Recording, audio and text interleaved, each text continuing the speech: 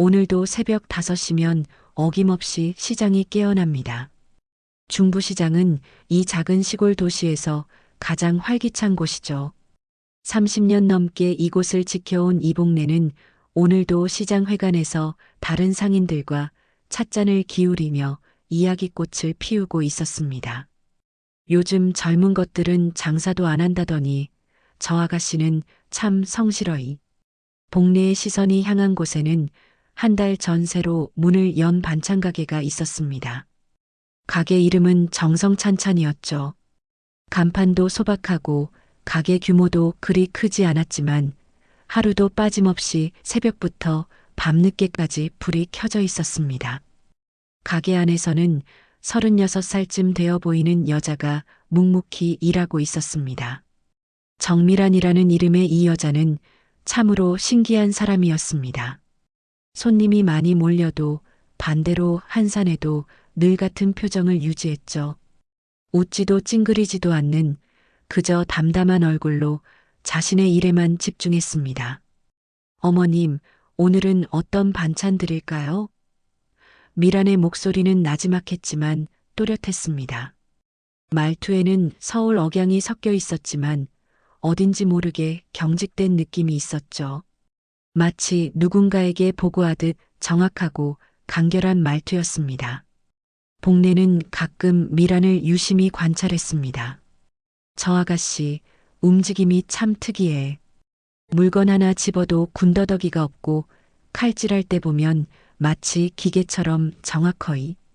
다른 상인들도 고개를 끄덕였습니다. 실제로 미란의 동작은 일반인과는 달랐습니다. 불필요한 움직임이 전혀 없었고 모든 행동에 목적성이 뚜렷했죠. 잡화점을 운영하는 박봉식은 미란을 볼 때마다 묘한 기분이 들었습니다. 저 눈빛 어디서 많이 본 건데 군 생활을 오래 했던 박봉식은 사람의 눈빛으로 그 사람의 경험을 어느 정도 짐작할 수 있었습니다. 미란의 눈에는 일반인에게서는 찾아볼 수 없는 차가움과 예리함이 있었죠. 혹시 어디서 일하셨어요? 박봉식이 물었을 때 미란은 잠시 손을 멈췄습니다. 그냥 서울에서 일했습니다. 더 이상의 말은 없었죠. 박봉식은 더 묻지 않았지만 마음 한구석에 의문이 남았습니다. 시장 사람들은 점차 미란에게 익숙해져 갔습니다. 정확한 계산, 깔끔한 포장, 그리고 무엇보다 맛있는 반찬들 때문이었죠. 저 아가씨 손맛이 보통이 아니야. 김치찌개 국물이 어찌나 깔끔한지. 맞아. 나물 무침도 간이 딱 맞고. 하지만 미라는 여전히 거리를 두었습니다. 시장 상인들의 모임에도 참석하지 않았고 개인적인 이야기는 전혀 하지 않았죠. 그저 안녕하세요. 감사합니다. 수고하세요 같은 기본적인 인사말만 주고받을 뿐이었습니다. 어느 날 저녁 복례는 미란의 가게 앞을 지나다가 잠시 걸음을 멈췄습니다. 가게 안에서는 미란이 혼자 설거지를 하고 있었는데 그 모습이 어딘지 쓸쓸해 보였기 때문입니다. 저 아가씨, 혼자 사는 게 분명해. 그런데 왜 이런 시골까지 내려왔을까? 복례는 고개를 갸웃하며 자리를 떠났습니다. 미라는 매일 밤 가게 문을 닫고 나면 시장을 한 바퀴 돌았습니다. 다른 상인들이 모두 떠난 후에 시장은 고요했죠. 가로등 불빛 아래로 미란의 그림자가 길게 늘어졌습니다. 그녀는 이곳이 마음에 들었습니다. 복잡하지 않고 평온했죠. 서울에서의 그 모든 기억들을 잊을 수 있을 것 같았습니다. 한 달이 지나고 중부시장에 큰 장날이 돌아왔습니다. 매월 셋째 주 토요일이면 인근 마을 사람들까지 몰려와 시장이 북적였죠. 평소보다 3배는 많은 사람들이 좁은 골목을 오가며 흥정을 벌였습니다. 미란도 이날만큼은 평소보다 일찍 준비를 마쳤습니다. 각종 나물과 김치, 젓갈류를 가득 진열해 두고 손님들을 맞았죠. 어머니, 오늘은 깻잎김치가 특히 맛있어요. 미란의 목소리에는 여전히 감정의 기복이 없었지만 손님들은 그런 담담함을 오히려 신뢰했습니다. 오전 10시쯤 시장 입구에 검은색 승용차 2대가 나타났습니다. 차에서 내린 남자들은 모두 비슷한 복장을 하고 있었죠. 체크무늬 셔츠에 가죽 재킷, 그리고 선글라스까지. 일반인들 눈에도 심상치 않아 보이는 차림새였습니다. 맨 앞에 선 남자가 장건우였습니다. 38살의 건우는 이 지역에서 활동하는 조직의 행동대장이었죠. 야, 오늘 장날이니까 사람들 많을 거야. 조용히 하되 확실하게 해. 뒤따르는 부하들에게 지시를 내렸습니다. 건우 일행은 시장 곳곳을 돌아다니며 상인들에게 접근했습니다. 사장님, 주차장 관리비 받으러 왔습니다.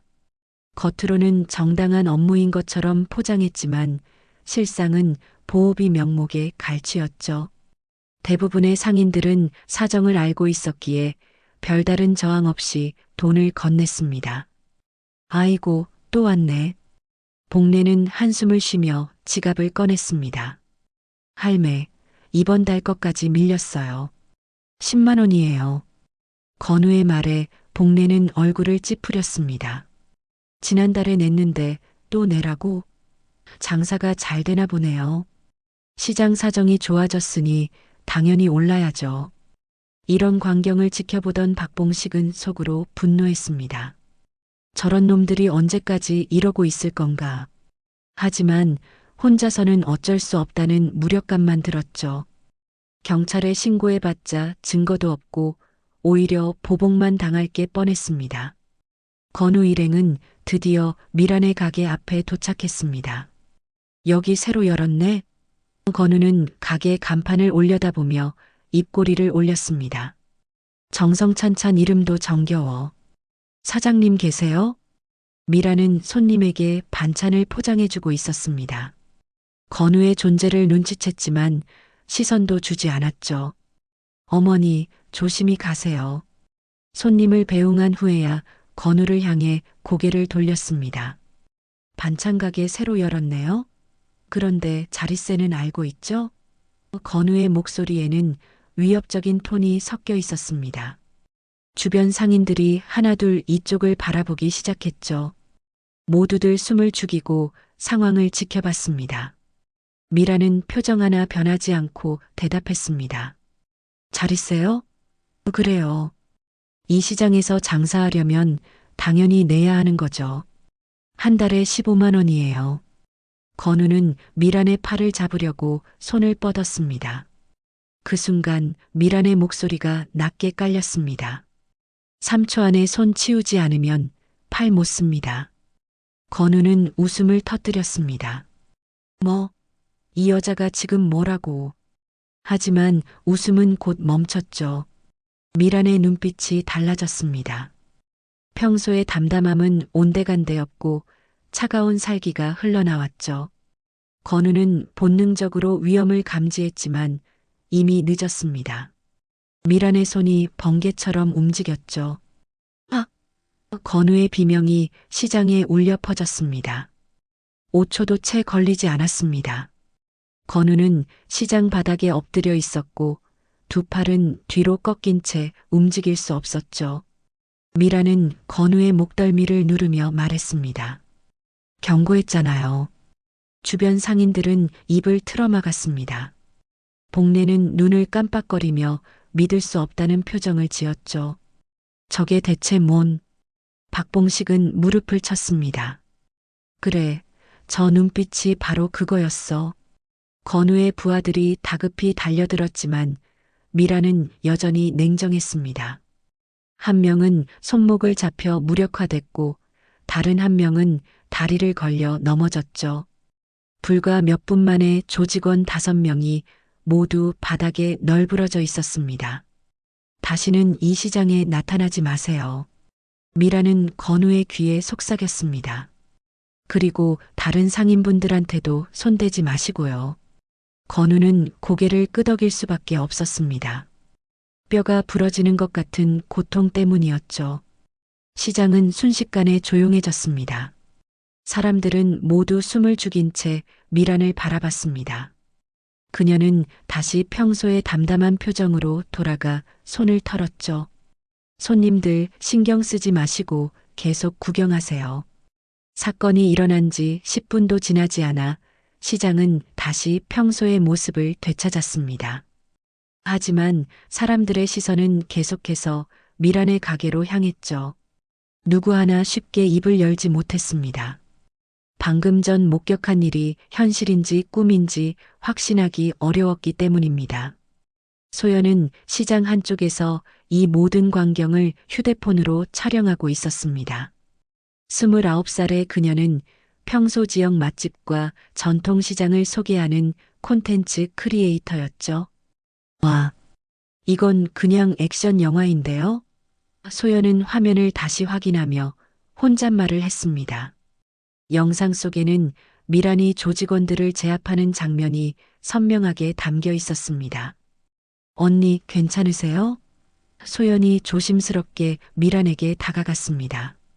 미란은 다시 반찬을 정리하며 고개를 끄덕였죠. 네, 괜찮습니다. 그런데 촬영은 왜 하셨어요?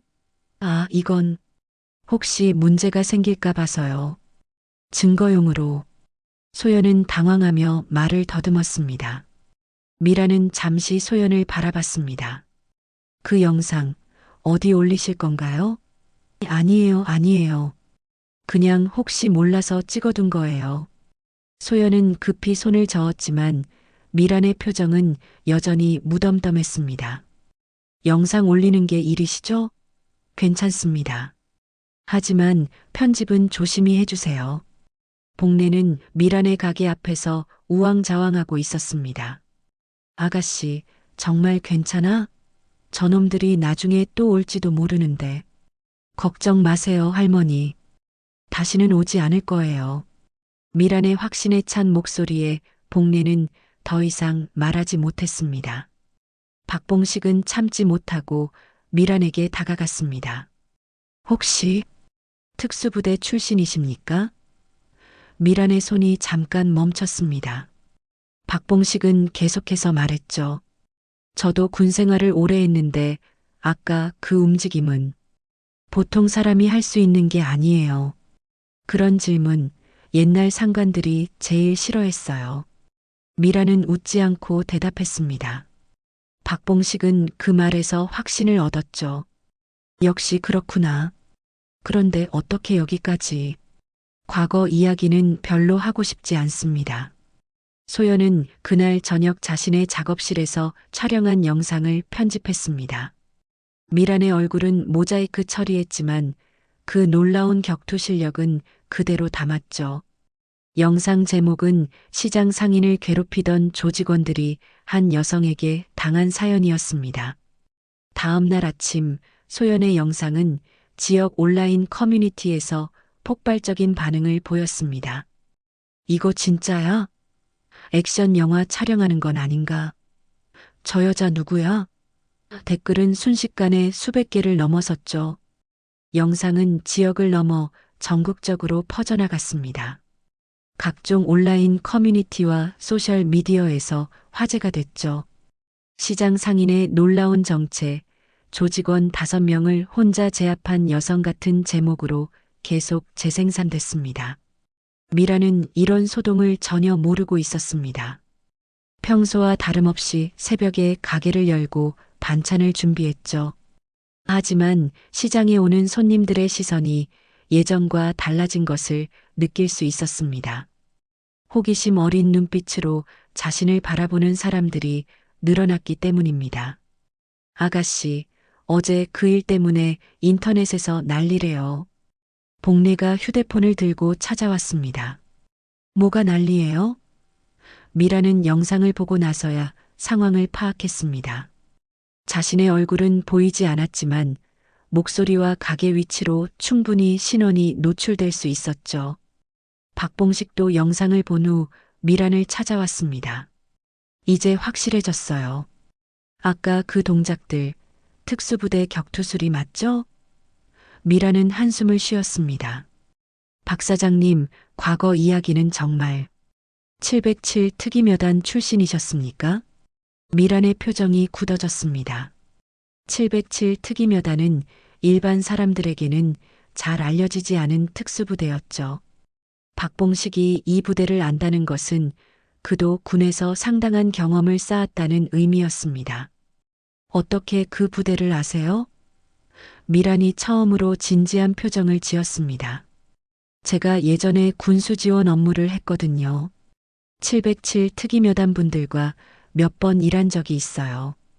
그때 봤던 그 눈빛이랑 똑같아요. 미라는 잠시 고민했습니다.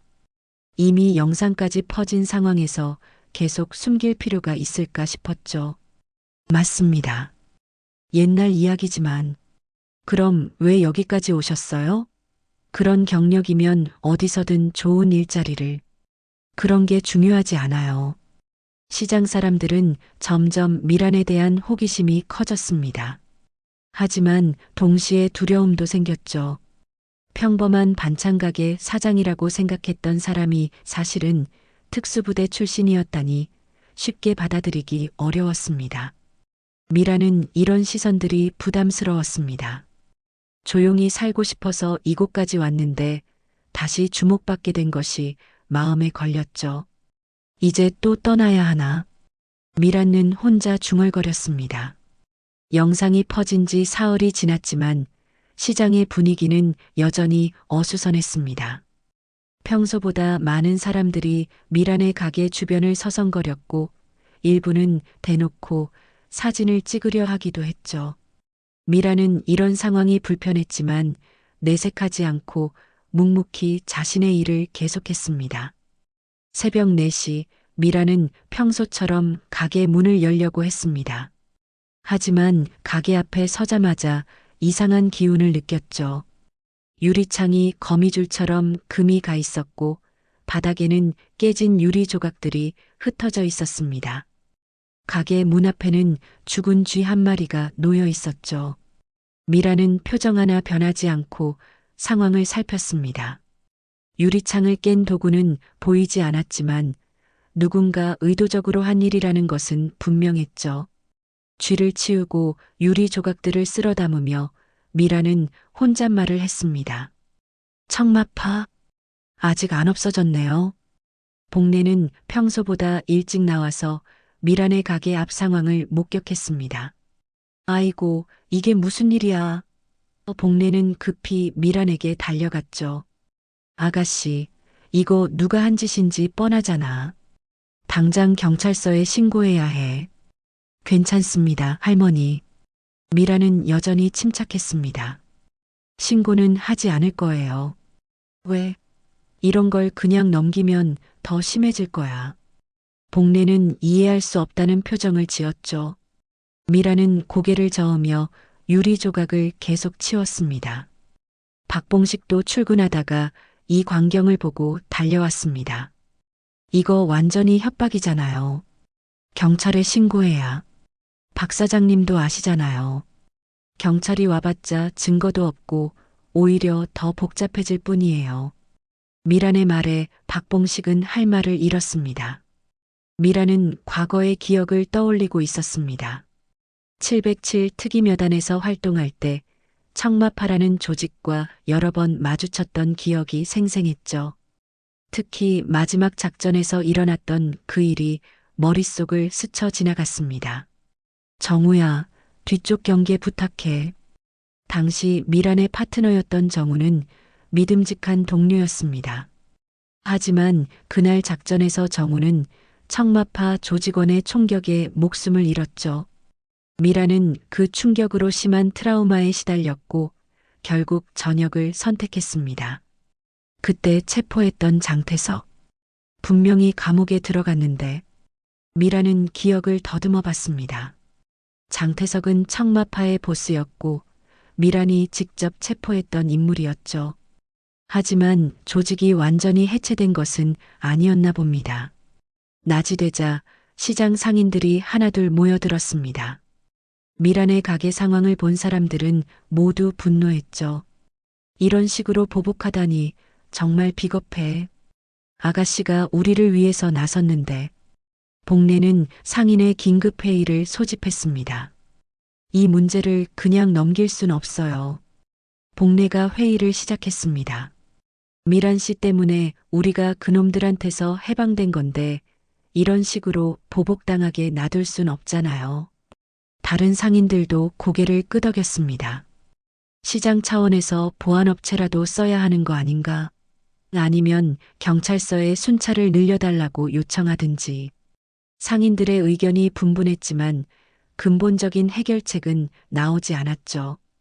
미라는 회의에 참석하지 않았습니다. 대신 임시로 비닐을 붙여놓은 유리창 너머로 상인들의 모습을 지켜봤죠. 내 문제로 이분들까지 걱정하게 만들었네. 미라는 자책했습니다.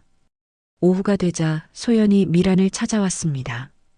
언니, 제가 올린 영상 때문에 이런 일이 생긴 건 아닌가요? 소연의 목소리에는 걱정이 가득했습니다. 아니에요. 어차피 일어날 일이었어요. 미라는 소연을 안심시켰습니다. 그런데 언니, 정말 특수부대 출신이세요? 소연이 조심스럽게 물었습니다. 미라는 잠시 망설이다가 고개를 끄덕였죠. 707 특임여단이었어요. 하지만 이미 오래된 과거예요. 왜 그만두셨어요? 그런 멋진 일을. 멋진 일이 아니에요. 사람이 죽고 다치고 그런 걸 계속 봐야 하는 일이죠. 미란의 목소리에는 깊은 상처가 묻어났습니다. 소연은 더 이상 묻지 않았습니다. 저녁이 되자 미란은 평소처럼 시장을 한 바퀴 돌았습니다. 하지만 오늘은 누군가 자신을 지켜보고 있다는 느낌이 들었죠. 가로등 그림자 사이사이에서 시선을 느꼈지만 모습을 드러내지는 않았습니다. 나를 감시하고 있네. 미라는 확신했습니다. 아마도 다음 기회를 노리고 있을 것입니다. 하지만 미라는 두렵지 않았습니다. 오히려 예전의 감각이 되살아나는 것을 느꼈죠. 집으로 돌아가는 길, 미라는 결심했습니다. 더 이상 숨어서 살 필요는 없겠네요. 어차피 들킬 거라면. 미란의 눈빛에 다시 예전의 날카로움이 돌아왔습니다. 조용한 반찬가게 사장으로만 살기에는 과거가 너무 깊숙이 따라왔습니다. 유리창 파손 사건이 일어난 지 일주일이 지났지만 미라는 여전히 평상심을 유지하고 있었습니다. 임시로 설치한 비닐 대신 새 유리를 끼웠고 가게 운영도 예전과 다름없이 계속했죠. 하지만 밤마다 느끼는 시선들이 점점 더 노골적으로 변하고 있었습니다. 장건우는 시내 외곽의 허름한 사무실에서 부하들과 대책을 논의하고 있었습니다. 형님, 그냥 직접 들이치는 게 어때요? 아니야. 저 여자는 만만한 상대가 아니야. 건우의 얼굴에는 아직도 그날의 굴욕이 생생히 남아 있었습니다. 형님, 그런데 저 여자가 정말 707 특임여단 출신이 맞나요? 부하 중 하나가 물었습니다. 건우는 책상 위에 놓인 자료를 넘겨보며 대답했죠. 확실해. 내가 직접 조사해봤으니까. 자료에는 미란의 과거 경력이 상세히 적혀 있었습니다. 정미란, 707 특임여단 3대대 소속. 마지막 계급은 중사. 건우는 자료를 읽어 내려갔습니다. 그리고 여기 중요한 부분이 있어.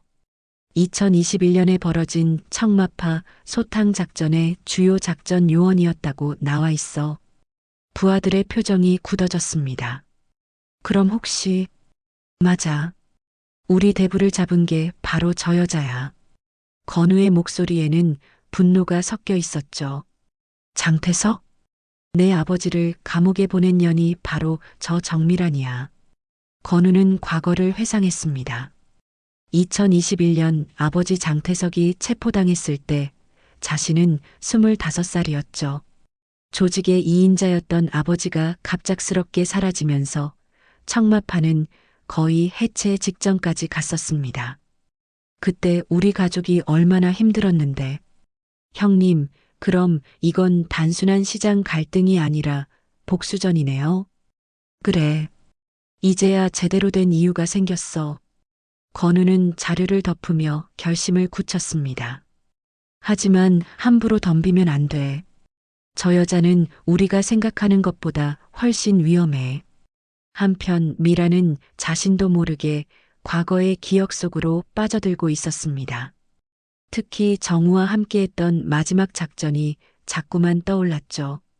정우야, 정말 미안해. 미라는 혼자 중얼거렸습니다. 그날은 청마파의 본거지를 급습하는 작전이었습니다. 미란과 정우는 후방 진입로를 담당했죠. 미란아, 이번 작전만 끝나면 휴가 좀 길게 받자. 정우는 농담을 하며 긴장을 풀려 했습니다. 좋아. 그럼 제주도라도 갈까? 하지만 작전은 예상보다 복잡했습니다.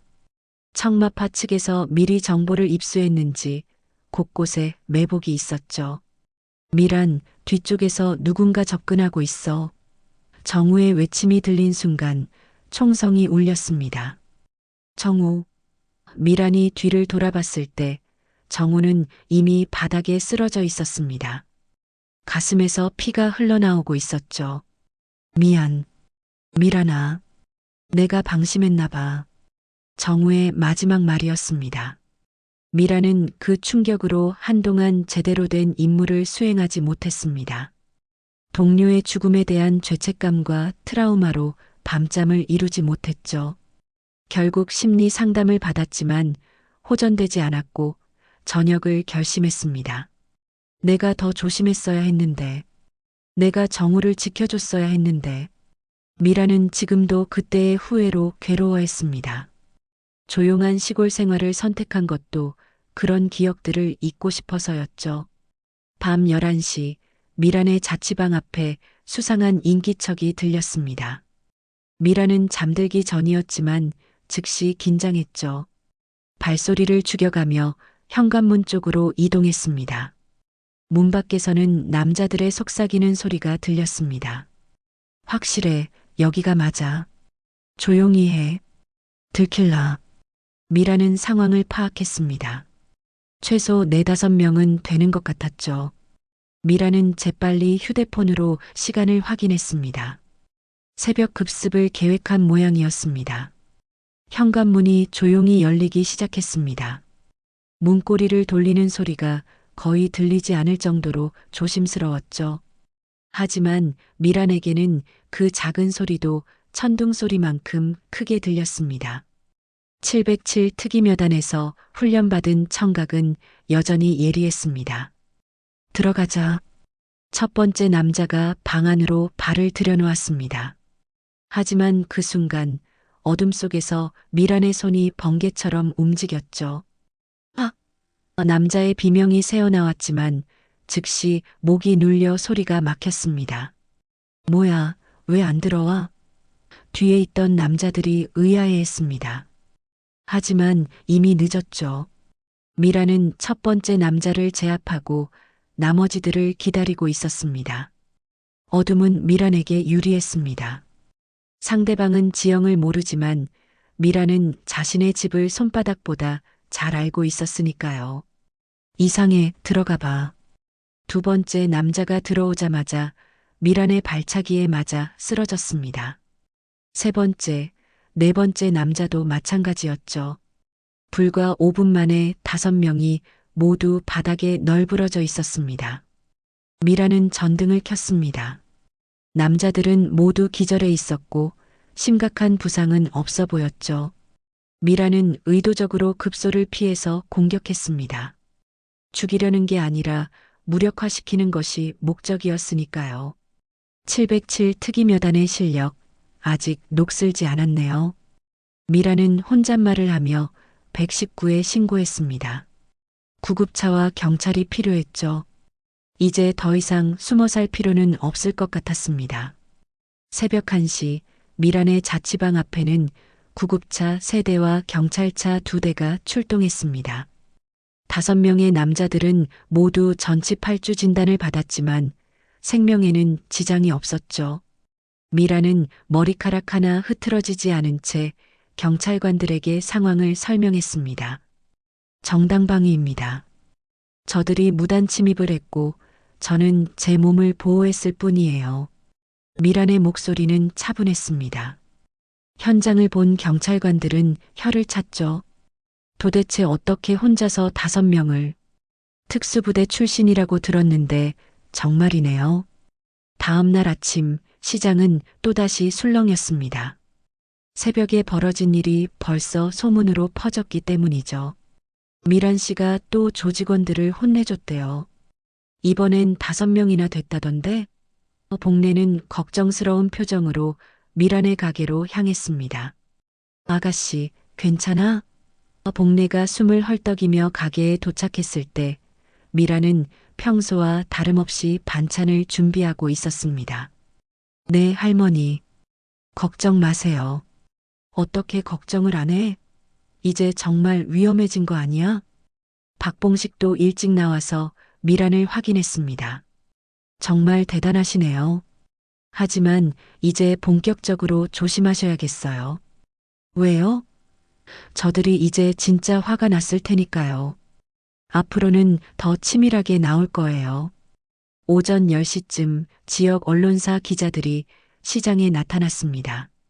전직 707 특임여단 요원, 지역 조폭 단숨에 제압. 이미 기사 제목까지 정해진 상태였죠. 미라는 인터뷰 요청을 모두 거절했지만 시장 상인들은 달랐습니다. 그 아가씨는 정말 우리의 영웅이에요. 복례가 기자 앞에서 말했습니다. 저희를 괴롭히던 나쁜 놈들을 혼내줬거든요. 처음엔 무서워서 어쩔 줄 몰랐는데 이제는 정말 든든해요. 다른 상인들도 한 목소리로 미란을 칭찬했습니다. 하지만 미란은 이런 관심이 부담스러웠습니다. 내가 원한 건 이런 게 아닌데, 조용히 살면서 과거를 잊고 싶었을 뿐인데 오히려 더 큰 주목을 받게 됐죠. 소연이 가게에 찾아왔을 때 미란의 고민을 들어줬습니다. 언니, 하지만 좋은 일 하신 거잖아요. 좋은 일이라. 미란은 고개를 저었습니다. 나는 그냥 군인이었고 지금은 상인이에요. 영웅 같은 거창한 건 아니죠. 소연은 미란의 겸손함에 감동했습니다. 점심시간이 되자 평소보다 훨씬 많은 손님들이 미란의 가게를 찾았습니다. 대부분은 반찬을 사러 온 게 아니라 미란을 구경하러 온 사람들이었죠. 정말 특수부대 출신이세요? 어떻게 그렇게 강하세요? 질문이 끊이지 않았습니다. 미란은 정중하게 대답했지만 개인적인 이야기는 하지 않았습니다. 그냥 예전에 군대에 있었어요. 지금은 반찬 파는 게 제 일이고요. 단순하고 명확한 답변이었지만 사람들의 호기심은 더욱 커졌습니다. 오후 3시 시장 상인회에서 긴급회의가 열렸습니다. 안건은 미란을 시장 명예상인으로 추대하는 것이었죠. 미란 씨 덕분에 우리가 그 조직원들한테서 해방됐잖아요. 맞아요. 이런 분을 우리가 제대로 대접해야죠. 복례가 회의를 주재했습니다. 정미란 씨를 우리 중부시장 명예상인으로 추대하는 것에 대해 어떻게 생각하세요? 참석한 상인들은 모두 찬성했습니다. 단 한 명의 반대 의견도 없었죠. 미라는 이 소식을 듣고 당황했습니다. 저는 그런 거 필요 없어요. 왜요? 당연히 받으셔야죠. 복례가 설득했지만 미라는 고개를 저었습니다. 저는 그냥 평범하게 살고 싶어요. 하지만 상인들의 마음은 이미 정해져 있었습니다. 저녁 무렵 시장 입구에는 현수막이 걸렸죠. 정의는 조용히 지켜진다 마이너스 정미란. 전 707 특임여단 작전요원 미라는 그 현수막을 보고 복잡한 표정을 지었습니다. 박봉식은 자신의 가게 유리창에 작은 문구를 붙였습니다. 이 시장, 대한민국을 지켰던 분이 지킵니다. 다른 상인들도 비슷한 내용의 문구들을 내걸었죠. 시장 전체가 미란을 응원하는 분위기였습니다. 소연은 이 모든 과정을 영상으로 담았습니다. 시장 상인들이 한마음 한뜻으로 영웅을 응원합니다. 제목의 영상은 또다시 화제가 됐죠. 댓글에는 이런 분이 진짜 영웅이다. 시장 상인들 마음이 너무 따뜻하다 같은 반응들이 쏟아졌습니다. 저녁 늦게 미라는 시장을 둘러보며 걸었습니다. 곳곳에 자신을 응원하는 문구들이 붙어 있었죠. 내가 이런 관심을 받을 자격이 있나? 미라는 자문했습니다. 정우의 죽음에 대한 죄책감이 아직도 마음 한구석에 남아 있었기 때문입니다. 하지만 동시에 따뜻함도 느꼈습니다. 서울에서 혼자 지낼 때는 느낄 수 없었던 소속감이었죠. 여기 사람들은 정말 순수해. 미라는 처음으로 작은 미소를 지었습니다. 오랜만에 느끼는 진짜 웃음이었습니다. 그때 휴대폰에 문자가 왔습니다. 발신자는 모르는 번호였지만 내용을 보고 미란의 표정이 굳어졌죠. 재미있는 게임이었다. 하지만 이제 진짜 시작이야. 마이너스 장건우. 미라는 핸드폰을 꽉 쥐었습니다. 이제 정말 끝을 봐야겠네요. 장건우의 문자를 받은 다음 날 미라는 평소보다 일찍 가게를 열었습니다. 하지만 마음은 전혀 평온하지 않았죠. 상대방이 본격적으로 나설 준비를 하고 있다는 것을 직감했기 때문입니다. 미라는 반찬을 준비하면서도 계속 주변을 살폈습니다. 오전 9시 경찰서에서 연락이 왔습니다. 정미란 씨, 어제 체포된 남자들이 모두 보석으로 풀려났습니다. 미라는 예상했던 일이라며 담담하게 받아들였죠. 알겠습니다. 다른 조치는 없나요? 현재로서는 죄송합니다.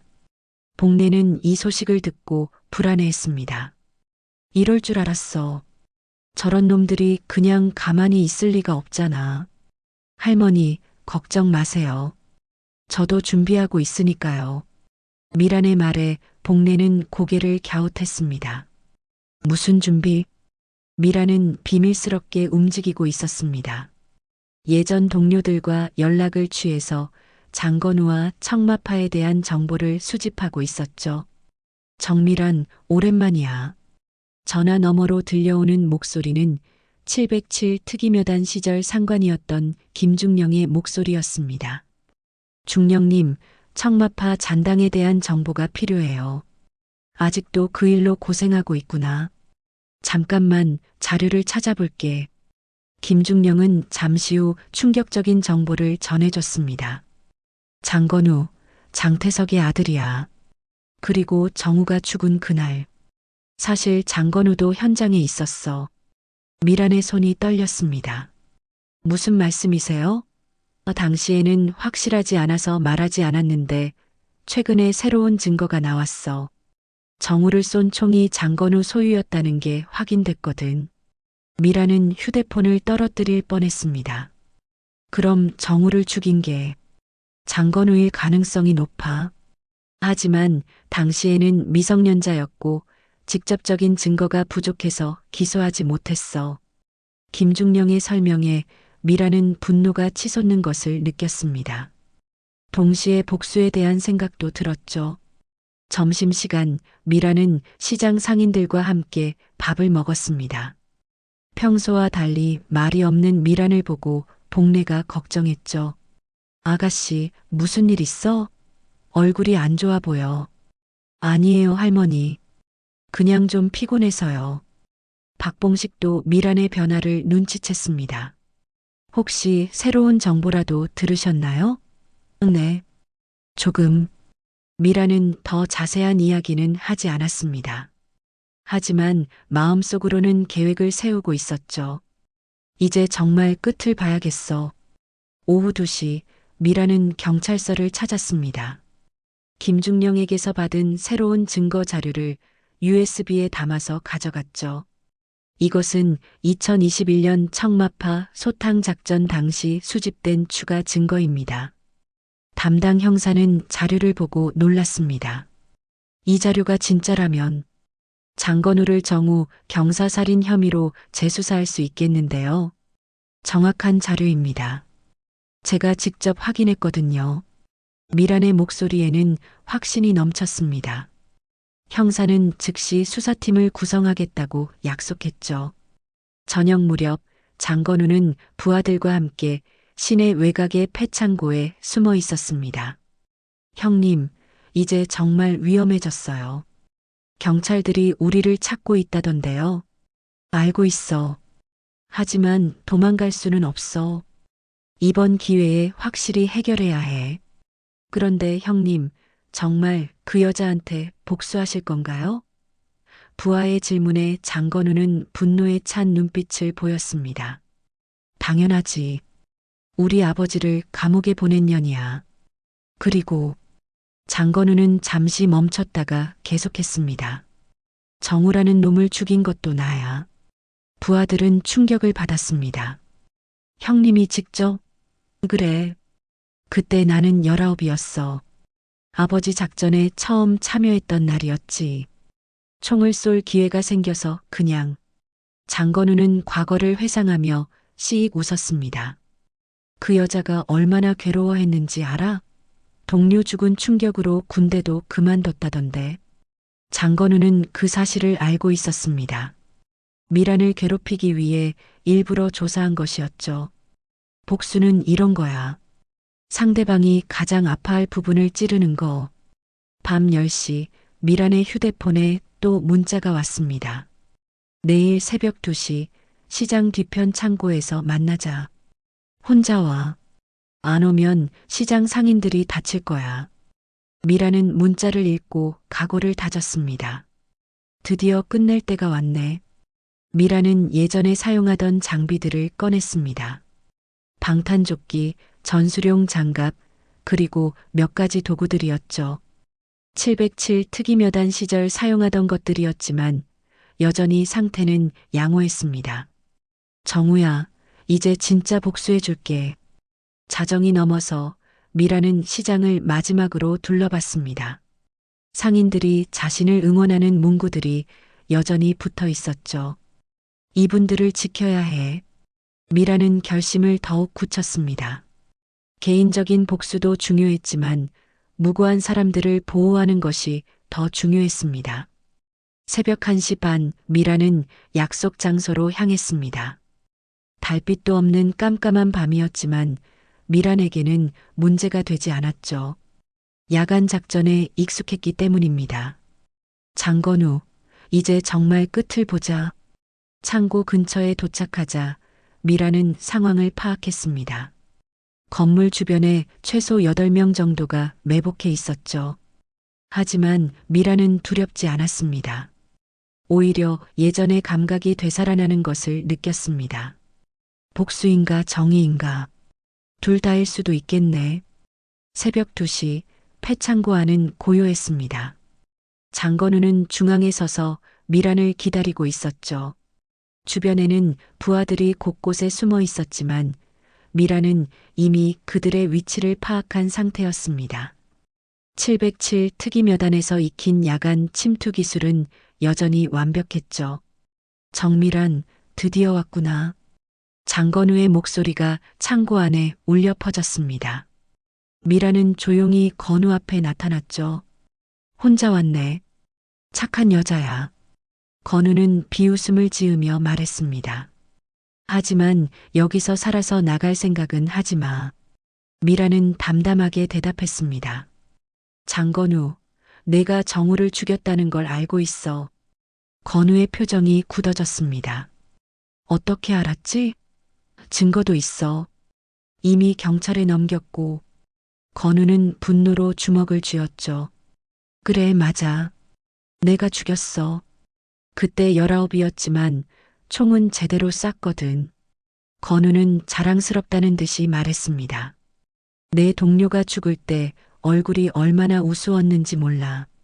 그리고 너도 곧 그렇게 될 거야. 미란의 눈빛이 차가워졌습니다. 정우는 내가 죽일 사람이 아니었어. 그냥 자신의 임무를 충실히 수행하던 군인이었을 뿐이야. 군인? 우리 가족을 파괴한 놈들이 군인이라고? 건우는 목소리를 높였습니다. 내 아버지는 사람을 죽였고 나는 그걸 막았을 뿐이야. 미란의 목소리에는 흔들림이 없었습니다. 똑같은 논리로 복수를 정당화하지 마. 그건 단순한 폭력일 뿐이야. 건우는 미란의 말에 더욱 화가 났습니다. 입 다물어. 이제 끝내자. 건우가 신호를 보내자 주변에 숨어 있던 부하들이 일제히 나타났습니다. 총 8명이었죠. 하지만 미라는 당황하지 않았습니다. 오히려 예전의 전투 본능이 되살아나는 것을 느꼈습니다. 첫 번째 공격이 시작됐습니다. 3명이 동시에 미란에게 달려들었지만 미란의 움직임은 물 흐르듯 자연스러웠죠. 한 명은 팔꿈치 타격으로, 다른 한 명은 발차기로, 마지막 한 명은 목 조르기로 제압했습니다. 불과 10초 만의 일이었습니다. 뭐야, 저 여자. 나머지 부하들이 당황했지만 미라는 이미 다음 움직임을 준비하고 있었습니다. 어둠을 이용해서 위치를 바꾸고 예상치 못한 각도에서 공격했죠. 707 특이묘단에서 배운 모든 기술을 동원했습니다. 5분 후 창고 바닥에는 7명의 부하들이 모두 쓰러져 있었습니다. 미란과 장건우만이 마주 서 있었죠. 이럴 줄 알았어. 건우는 오히려 웃고 있었습니다. 하지만 이제 1대1이야. 공정하지? 건우도 만만한 상대가 아니었습니다. 아버지에게서 배운 격투 기술과 거리에서 익힌 실전 경험이 있었죠. 미란과의 격투는 예상보다 치열했습니다. 하지만 결과는 뻔했습니다. 전문적인 훈련을 받은 미란이 우세했죠. 항복해, 장건우. 미란은 건우를 제압한 후 말했습니다. 이제 끝났어. 경찰이 곧 올 거야. 건우는 바닥에 엎드린 채 헐떡거렸습니다. 내가 복수하려던 그날, 내 아버지가 죽은 것도 내가 한 거냐? 미란은 잠시 생각했습니다. 내 아버지는 감옥에서 병으로 죽었어. 내가 직접 죽인 건 아니야. 하지만 체포한 건 맞아. 그럼 결국 내가 죽인 거나 마찬가지잖아. 건우는 마지막까지 원망의 눈빛을 보냈습니다. 당신 아버지는 무고한 사람들을 죽였고 나는 그걸 막았을 뿐이에요. 미라는 차분하게 설명했습니다. 그리고 정우도 같은 일을 하다가 죽었고요. 우리는 정의를 위해 싸웠지만 당신은 단순한 복수를 위해 싸웠어요. 그게 차이예요. 곧 경찰 사이렌 소리가 들렸습니다. 미란이 미리 신고해둔 것이었죠. 장건우와 부하들은 모두 체포됐고 정우 살인 사건의 추가 증거들도 발견됐습니다. 이제 정말로 모든 것이 끝났습니다. 몇 달 후 중부시장은 예전보다 더욱 활기찼습니다. 조직의 위협이 사라지자 더 많은 손님들이 찾아왔죠. 미란의 반찬 가게 정성찬찬에는 여전히 긴 줄이 늘어서 있었습니다. 하지만 이제는 구경꾼이 아닌 진짜 단골 손님들이었습니다. 소연은 미란과 함께 요리 콘텐츠를 만들기 시작했습니다. 언니의 특별한 손맛을 전국에 알려드릴게요. 미란도 처음에는 부담스러워했지만 점점 즐거워하기 시작했죠. 이것도 나쁘지 않네요. 복례는 시장회의에서 공식적으로 선언했습니다. 정미란 씨를 우리 중부시장 명예상인으로 추대합니다.